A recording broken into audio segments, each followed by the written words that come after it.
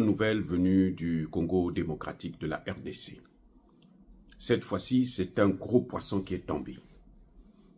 Un grand terreau rwandais qui est tombé sur le sol congolais. Celui qui opérait dans le sud Kivu, c'était lui le patron là-bas. Il y avait deux mouvements. Il y a un qui opérait dans le nord Kivu et il y a un autre qui opérait dans le sud Kivu. Dans le sud Kivu, là, vous avez ce type-là, le fameux colonel Makanika Rukunda Michel. Ce monsieur est un Rwandais, Tutsi Rwandais, né au Rwanda, grandi au Rwanda. Ce sont parmi les gens que Kagame, lors des négociations avec Kabila, avait introduit dans l'armée congolaise. C'est comme ça que ça se passe toujours. Et à un moment donné, ce monsieur était dans l'armée congolaise, puisqu'il est issu des accords de cessez-le-feu qu'il y a eu avec Kagame. Et tout à coup, monsieur décide de ne pas rester dans l'armée. Il sort de l'armée, il rentre dans la rébellion. Avant ça, quand le fameux sultan Makenga, qui opère dans le nord Kivu, le patron du M23, avait commencé son mouvement, lui, Makanika, avait demandé à Tshisekedi de lui donner l'argent et les armes pour aller combattre Makenga. Tshisekedi va lui dire que je ne peux pas laisser donner des moyens à un rebelle pour aller combattre un autre rebelle. Il a refusé. Et dans ce cas, maintenant, ce qu'il a fait, c'est qu'il est rentré maintenant dans son fief, hein, puisque ce qu'il y a eu, malheureusement, tous les Rwandais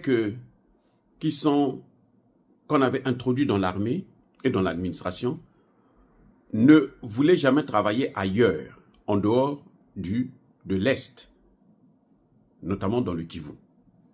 Tous, c'était leur principe. D'ailleurs, c'est l'une des conditions. Donc, vous les introduisez dans l'armée, c'est eux qui choisissent où est-ce qu'ils vont aller travailler. Et c'est comme ça que ça se passait avec Kabila. C'est pour ça que Kabila avait un semblant de paix. Mais il n'y avait pas la paix. C'était l'armée qui était infectée, c'était l'administration qui était infectée et corrompue. Parce que eux, leur rôle, c'était de recruter maintenant parmi les Congolais des gens qui vont adhérer à leur mouvement et puis lancer des mouvements encore, créer d'autres mouvements. Et chaque fois qu'il y a des négociations, on introduit encore une autre vague de Rwandais dans l'armée congolaise et dans l'administration. C'est pour ça que Kagame demande encore à Tshisekedi de négocier avec le M23. Comme ça, ça lui donnera l'opportunité de prendre encore beaucoup de Rwandais, les introduire dans l'armée et ils sont payés par les Congolais et pour tuer les Congolais. Vous voyez comment Kagame fonctionne. Mais cette fois-ci, Tshisekedi dit non, ce que tu faisais avec Kabila, moi je ne vais pas le faire.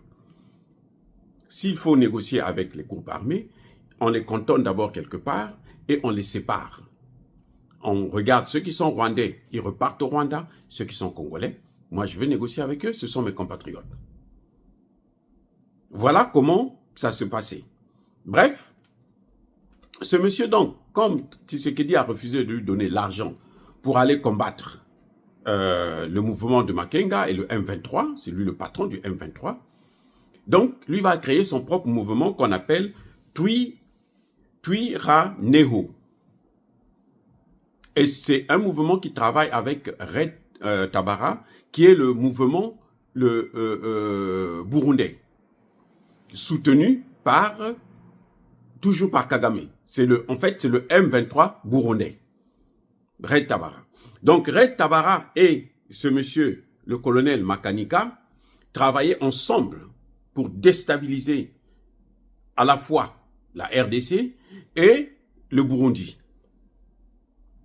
Alors, maintenant, ce monsieur, il a créé son mouvement et manque de peau pour lui, En décembre dernier, il avait été blessé lors des combats.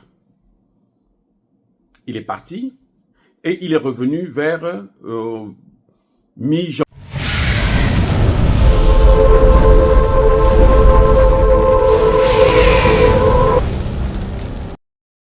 Au TEP à tous, bien-aimés frères et sœurs, enfin, une bonne nouvelle. Une bonne nouvelle venue du Congo démocratique de la RDC. Cette fois-ci, c'est un gros poisson qui est tombé. Un grand terreau rwandais qui est tombé sur le sol congolais. Celui qui opérait dans le sud Kivu, c'était lui le patron là-bas. Il y avait deux mouvements. Il y a un qui opérait dans le nord Kivu et il y a un autre qui opérait dans le sud Kivu. Dans le sud Kivu, là, vous avez ce type-là, le fameux colonel Makanika Rukunda Michel. Ce monsieur est un Rwandais, Tutsi Rwandais, né au Rwanda, grandi au Rwanda. Ce sont parmi les gens que Kagame, lors des négociations avec Kabila, avait introduit dans l'armée congolaise. C'est comme ça que ça se passe toujours. Et à un moment donné, ce monsieur était dans l'armée congolaise, puisqu'il est issu des accords de cessez-le-feu qu'il y a eu avec Kagame.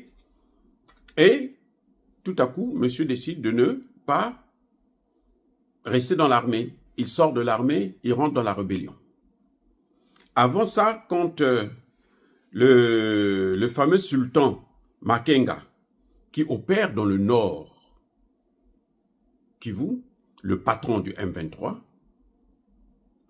avait commencé son mouvement, lui, Makanika, avait demandé à Tshisekedi de lui donner l'argent et les armes pour aller combattre Makenga. Tshisekedi va lui dire que je ne peux pas laisser donner des moyens à un rebelle pour aller combattre un autre rebelle. Il a refusé. Et dans ce cas, maintenant, ce qu'il a fait, c'est qu'il est rentré maintenant dans son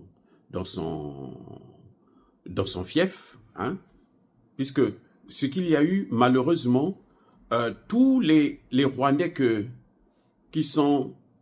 qu'on avait introduits dans l'armée et dans l'administration ne voulaient jamais travailler ailleurs, en dehors de l'Est, notamment dans le Kivu.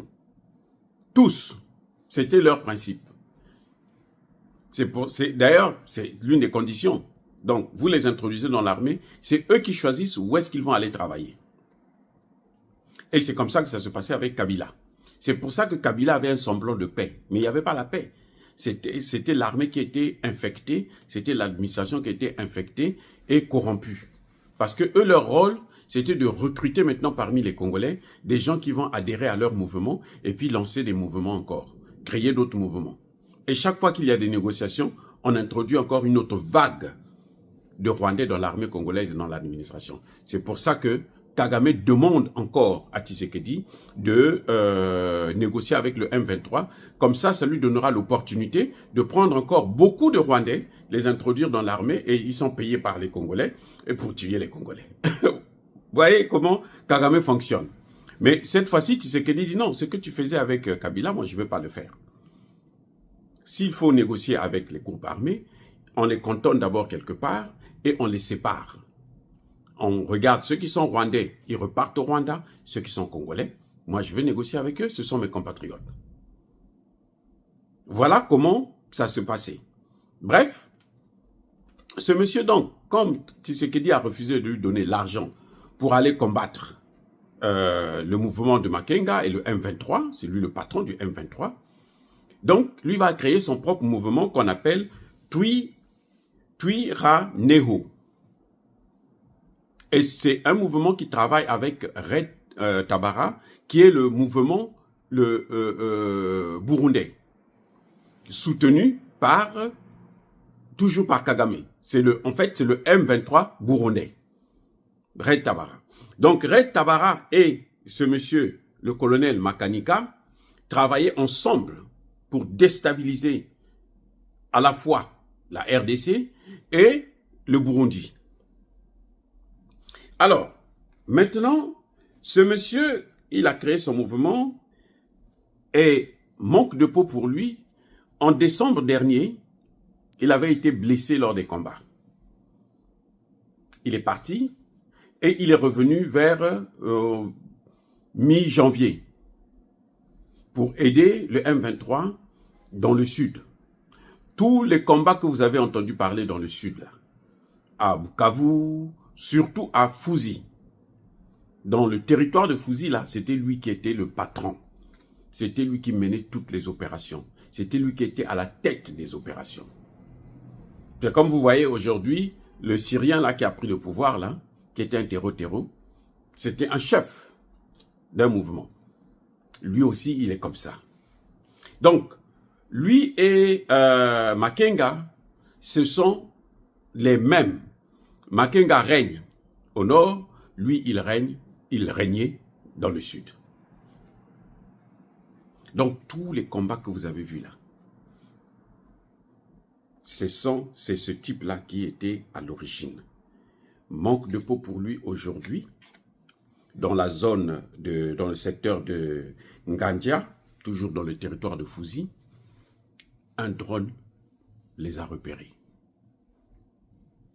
Et le drone a frappé.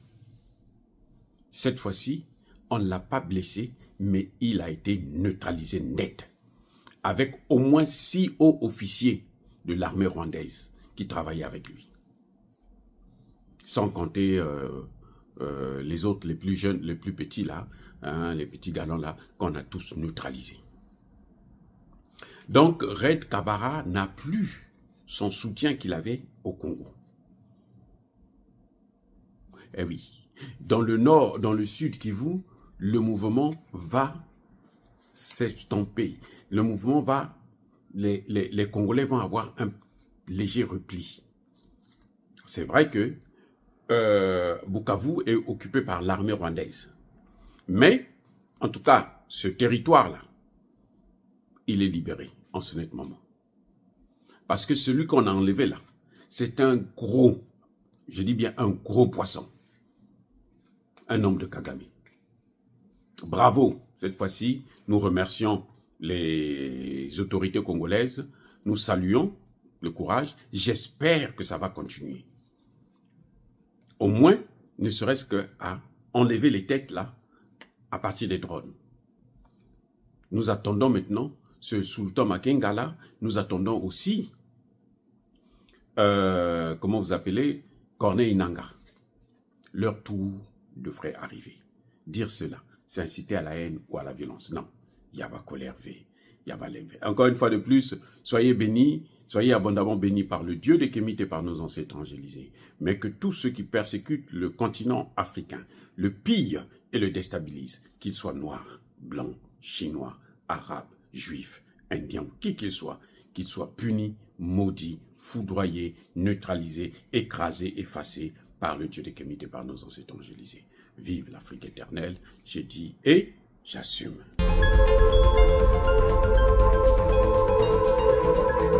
Mon papa, vous constatez là-bas, c'est la guerre ici. Les militaires sont devant nous là-bas, ils sont à moins de 10 km d'ici, dans la cité de Saké. Nous sommes dans l'urgence d'évacuer les enfants, de les déplacer vers cet axe ici, là où il y a la guerre. Et je suis Fiston Amissi, le coordonnateur de l'orphelinat Jésus et mon papa Nord Kivu. Nous sommes venus vers vous pour vous montrer la situation dont on traverse présentement. Nous voici devant notre structure, là où nous gardons les enfants. Nous avons ici plus de 45 enfants, filles et garçons. Et dans l'endroit où nous nous trouvons présentement, c'est du côté là où provient la guerre. Ils sont juste dans moins de 10 km ici, en train de foncer vers la ville de Goma. Et voilà pourquoi nous sommes venus vous demander une aide. Nous devons évacuer ces enfants ici vers un endroit plus sûr. Parce que cet endroit ici est beaucoup plus dangereux. Pourquoi? Parce que c'est là où provient la guerre et c'est du côté où il y a trop de risques. Voilà pourquoi nous voulions avoir des moyens pour puisse déplacer ces enfants ici d'urgence dans un endroit beaucoup plus sûr en attendant que la situation puisse se calmer. Maintenant, là, nous sommes dans l'impossibilité de le faire. Pourquoi? Parce que il faut aménager là où les enfants seront. Il faut le moyen de transport pour les transporter. Il faut aussi chercher comment avoir aussi de la nourriture là où ils vont rester. Ça, c'est la situation qui devient très très compliquée ici. Donc, comme vous le remarquez à côté, ici, juste à l'église, à côté de notre orphelinat, il y a déjà des déplacés de guerre qui sont là, ils manquent où aller. Mais nous ne pouvons pas attendre que la guerre puisse arriver jusqu'aux enfants et croiser les bras sans rien faire. Voilà pourquoi nous sommes venus vers vous pour demander l'aide. En tout cas, nous avons besoin d'assistance, d'urgence pour que nous puissions évacuer ces enfants ici vers un endroit beaucoup plus sûr. Comme la situation nous oblige, nous avons besoin vraiment de votre assistance. Merci et que Dieu vous bénisse. Voilà nos enfants, ils sont là. Et en tout cas, jusque-là, ils vont bien, ils sont en train de regarder la télévision. Et nous voulons que nous puissions avoir une assistance pour que nous puissions chercher comment évacuer nos enfants ici vers un endroit plus sûr.